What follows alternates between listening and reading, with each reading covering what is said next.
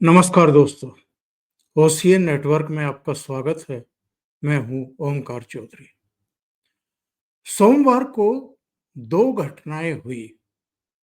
एक दिल्ली में जंतर मंतर पर, जहां वक्फ बोर्ड के बैनर के नीचे कुछ राजनीतिक दलों के नेता इकट्ठा हुए और उन्होंने जहर भरे बयान दिए, तरह तरह की चेतावनी दी और वक्फ संशोधन बिल पर सरकार जो अड़िग है बजट सत्र में ही उसको लाने और पारित करने के प्रति, उस पर देश भर के मुसलमानों को उकसाने की कोशिश की गई, भड़काने की कोशिश की गई। यहाँ तक कहा गया कि पूरे देश में शाहीन बाग जैसे हालात पैदा कर दिए जाएंगे। दूसरी घटना महाराष्ट्र के नागपुर में घटी। बजरंग दल और विश्व हिंदू परिषद पूरे महाराष्ट्र में जिला मुख्यालयों पर प्रदर्शन कर रही है और उसकी मांग है कि संभाजी नगर, जो पहले औरंगाबाद के नाम से जाना जाता था, उससे 25 किलोमीटर की दूरी पर खुलदाबाद में जो औरंगजेब की मजार बनी हुई है, कब्र बनी हुई है, उसको हटाया जाए। और ये मांग इसलिए भी अब जोर पकड़ने लगी है क्योंकि हाल में छावा फिल्म रिलीज हुई थी और उसके जरिए जो नई पीढ़ी है उसको भी ये पता चल रहा है कि संभाजी महाराज पर औरंगजेब ने किस किस तरह के जुल्म किए थे, बर्बरता की थी, अत्याचार किए थे। उनके नाखून तक उखाड़ लिए गए थे, उनके शरीर से जो, जिसको हम चमड़ी कहते हैं, वो चमड़ी तक जो है वो उतार ली थी और 40 दिन तक ये बर्बरता और यातना देने के बाद उनकी हत्या कर डाली थी। उसी के बाद से महाराष्ट्र में भी और देश के दूसरे हिस्सों में भी इसे लेकर के एक गहरी नाराजगी देखी जा रही है, खासतौर से नई पीढ़ी में, कि इतिहास के इस क्रूर सच से उनको पूरी तरीके से महरूम रखा गया, उनको वंचित रखा गया। पाठ्यक्रम में भी ये चीजें कभी नहीं पढ़ाई गई और अगर ये मूवी नहीं बनती, फिल्म नहीं बनती, तो शायद उनको इस सच का पता ही नहीं चलता। अब महाराष्ट्र में लोगों का एक तरीके से खून खोल रहा है। उनका कहना ये है कि जिस क्रूर औरंगजेब ने हिंदू राजाओं पर अत्याचार किए, उनकी हत्याएं की, जिसने मंदिरों को ध्वस्त किया, नष्ट किया, भ्रष्ट किया, इसके अलावा जो हमारी संस्कृति है उसका दमन किया, उसकी कब्र महाराष्ट्र में क्यों है? और ये एएसआई की संरक्षित मॉन्यूमेंट्स में से है, कब्रों में से है।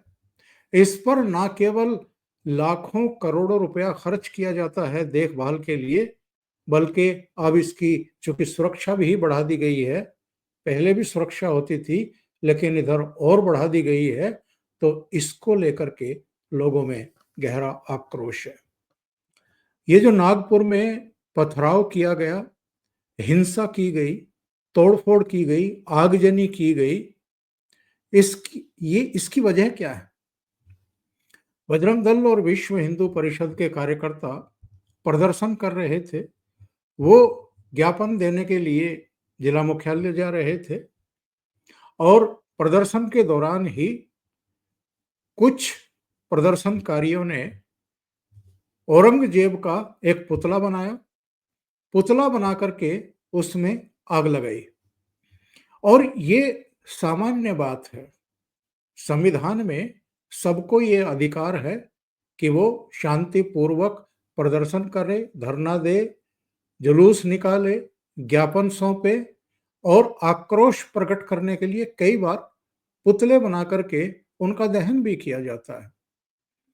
लेकिन पुतला जलाए जाने के बाद नागपुर में जिस तरह की हिंसा का तांडव देखने को मिला, जो चिटनिस पार्क इलाका है, जो महल का इलाका है, इस इलाके से लेकर के शुक्रवारी तालाब रोड का पूरा बेल्ट, इसमें सबसे ज्यादा तोड़फोड़ की गई, हिंसा की गई।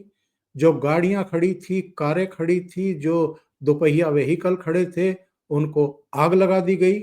इतना ही नहीं, पीड़ितों का ये कहना है, उनकी बाइट्स आई हैं अलग अलग टेलीविजन चैनलों पर, कि हजारों की भीड़ थी उपद्रवियों की, दंगाइयों की, और वो तरह तरह के नारे लगा रहे थे और उन्होंने घरों पर भी जम करके पथराव किए हैं, घरों को भी निशाना बनाया है।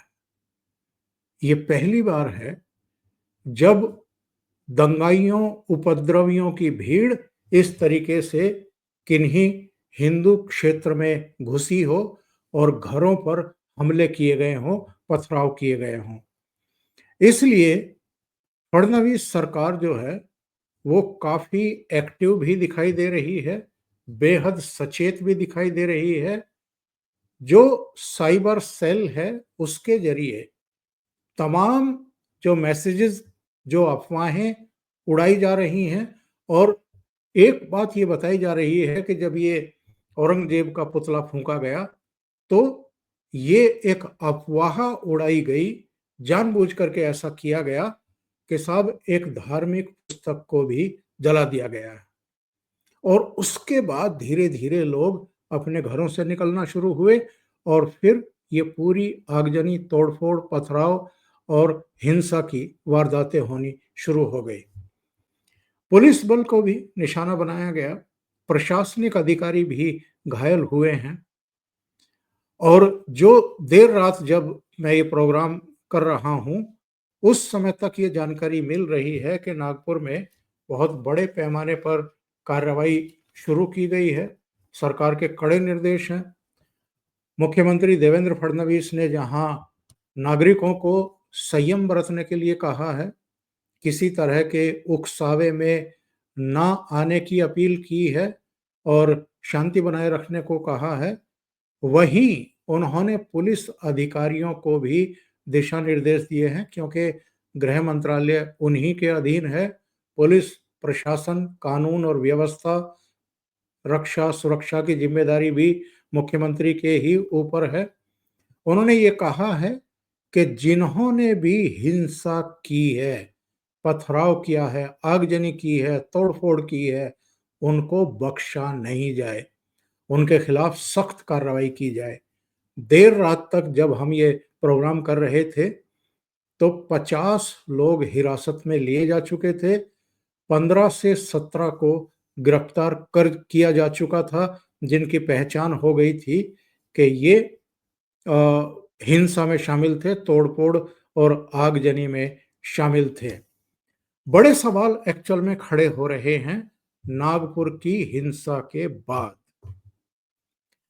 क्या ये जानबूझ करके हिंसा की गई है?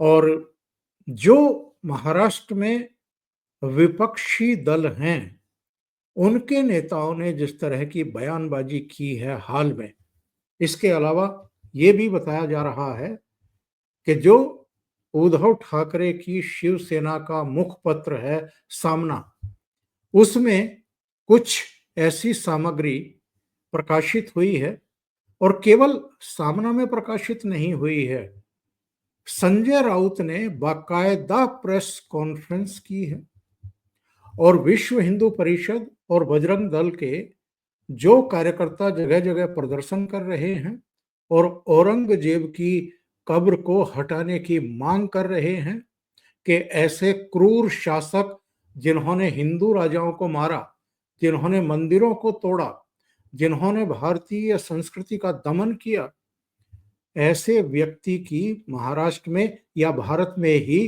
कब्र क्यों होनी चाहिए?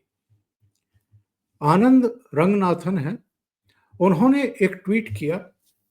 उन्होंने कहा कि अमेरिकियों ने ओसामा बिन लादेन को समुद्र में दफना दिया।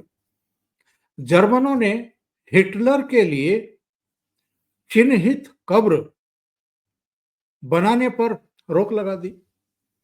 यहां तक कि उसके पिता की कब्र से जो मकबरा था उसको भी हटा दिया।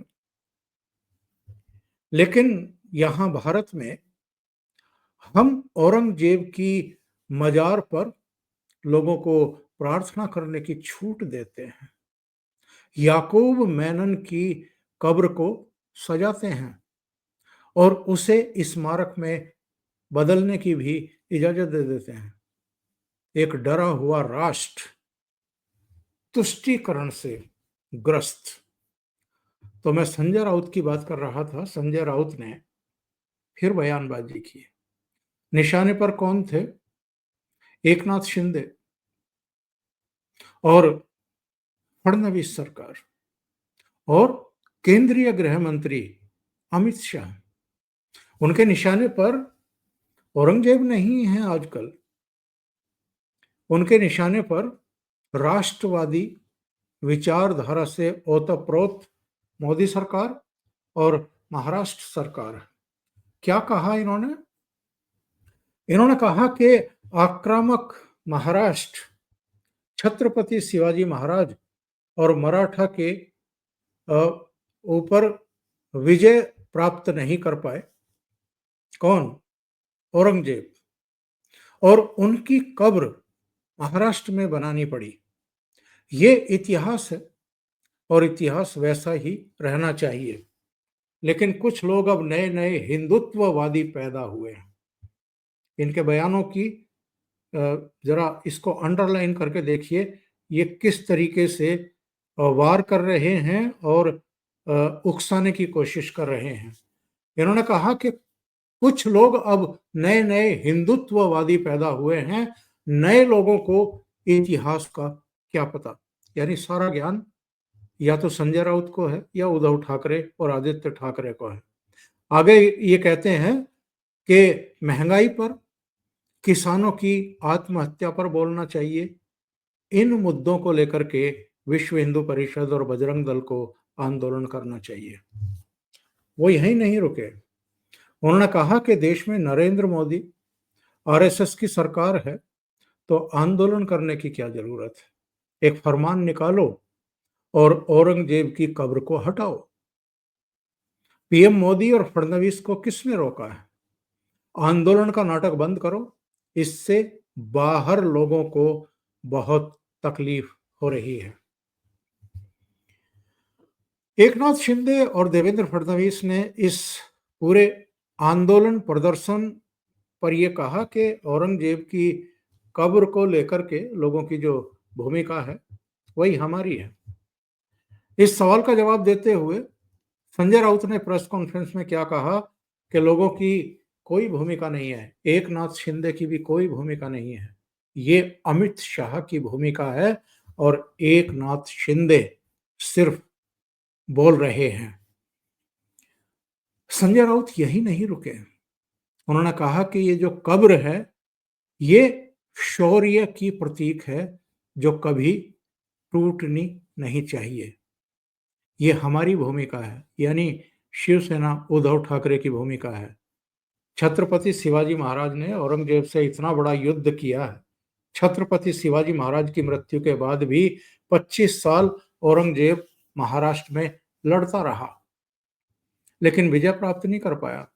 महाराष्ट्र में औरंगजेब की कब्र है और ये आने वाली पीढ़ियों को इतिहास दिखना चाहिए।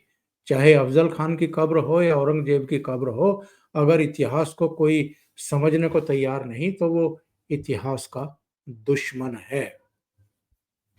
ये संजय राउत की प्रेस कॉन्फ्रेंस थी सोमवार को ही।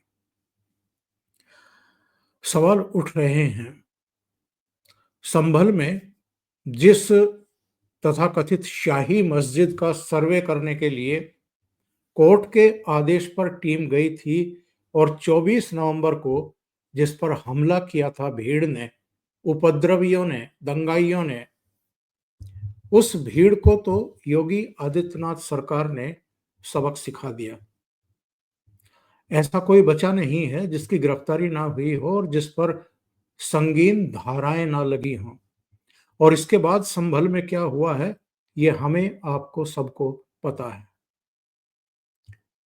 जहां जहां तीर्थ स्थल थे जिनको दबा दिया गया था, और बहुत बड़े पैमाने पर वहां अतीत में हिंसा, दंगा, आगजनी, नरसंहार करके हिंदुओं को पलायन के लिए मजबूर किया गया था, उन क्षेत्रों में बहुत सारे मंदिर जो हैं वो सूने पड़े हुए थे, उन पर ताले लगे हुए थे, और जो देवी देवता थे उन पर धूल चढ़ी हुई थी। ये योगी आदित्यनाथ का ही जिगरा है। उन्होंने उन सारे मंदिरों के न केवल ताले तुड़वाए खुलवाए, बल्कि उनकी फिर से पुनर्स्थापना की, साफ सफाई कराई, पूजा पद्धति वहां पूजा पाठ शुरू हुआ, और वहां पर जितने पर्व होते हैं वो सब कराने शुरू किए। और आज संभल में हालत ये है कि जितने पुरातन तीर्थ रहे हैं उनमें से 2/3 से अधिक फिर से पुनर्जीवित कर दिए गए हैं, उनको ढूंढ लिया गया है, उनको बहाल कर दिया गया है। जो कूप थे उनको भी ढूंढ करके उनका पुनरुद्धार किया गया है। और जिन्होंने भी टीवी के पर्दों पर देखा होगा वो जानते हैं कि 37 साल बाद किस तरीके से संभल में होली का त्योहार मनाया गया है, होली का पर्व मनाया गया है। ये है योगी आदित्यनाथ की कार्यशैली। जो भी दंगा करते हैं, उपद्रव करते हैं, आगजनी करते हैं, तोड़फोड़ पथराव करते हैं, उनका भूसा भर दिया जाता है। तो बड़ा सवाल ये है कि चूंकि मोदी सरकार वक्फ संशोधन बिल प्रस्तुत करने और पारित करने की तैयारी कर रही है, और इसी बजट सत्र में उसको पेश करके पारित करने की तैयारी है, तो ये जो जंतर मंतर से लेकर के नागपुर तक एक आक्रामकता दिखाने की कोशिश हो रही है, डराने धमकाने की कोशिश हो रही है सरकार को और हिंदुओं को भी।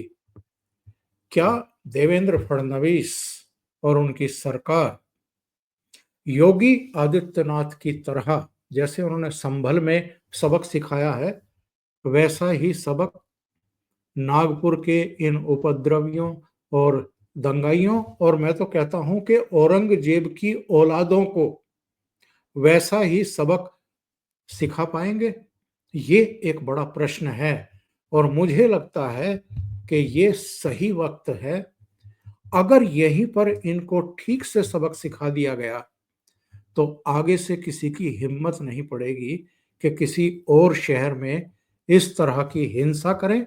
और जिस तरह के उकसावे वाले बयान जंतर मंतर पर दिए जा रहे थे भाषणों में कि हम पूरे देश को शाहीन बाग बना देंगे, अगर नागपुर में ठीक तरीके से कार्रवाई कर दी गई तो इसके बाद इनकी हिम्मत नहीं पड़ेगी, और जिनकी जो दुस्साहस दिखाएंगे उन पर कड़ी कार्रवाई किए जाने की दरकार है, जरूरत है।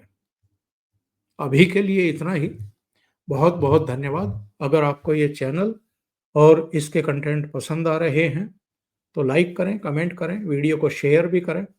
अभी तक अगर आपने ये चैनल सब्सक्राइब नहीं किया है तो सब्सक्राइब कर लें, और साथ में लगे बेल आइकॉन को दबाना ना भूलें, ताकि आगे आने वाले वीडियो और उनके नोटिफिकेशन आप तक पहुंचते रहें। बहुत बहुत धन्यवाद। नमस्कार।